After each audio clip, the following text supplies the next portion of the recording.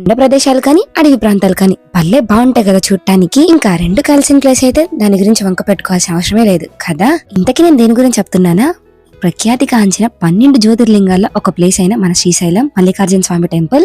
అది కొండ మీద నల్లమల్ల ఫారెస్ట్ లో ఉంటుంది కదా. టోల్ గేట్ దాటిన తర్వాత కొంచెం డిస్టెన్స్ వెళ్ళినాక అక్కడి నుంచి మనకు నల్లమల్ల ఫారెస్ట్ స్టార్ట్ అవుతుంది. ఫారెస్ట్ మధ్యలో ఒక చిన్న ఊరు కూడా ఉంది. మంచుతో కప్పబడిన కొండలు, కూరుకుపోయిన లోయలు, ఎన్నో చెట్లు, వన్యప్రాణుల గురించి ఎన్నో రకాల సైన్ బోర్డ్స్, భయంకరమైన మలుపులు. వీటన్నిటి నుంచి దాక్కొని సూర్యుడు రావడం. ఆ బస్సు అటు ఇటు మలుపులు తిరుగుతుండే అమ్మో ఏమైపోయిద్దా అని ఇంకో భయం. అబ్బబ్బా, మా జర్నీ ఎంతో ఆహ్లాదకరంగా సాగిపోయింది అనుకోండి. ఇలాంటి టైంలోనే మన నేచర్ ఎంత బ్యూటిఫుల్ గా ఉందో అనిపిస్తుంది. అలా కాసేపటికి మన శ్రీశైల దేవస్థానానికి ఎంటర్ అయిపోయాము.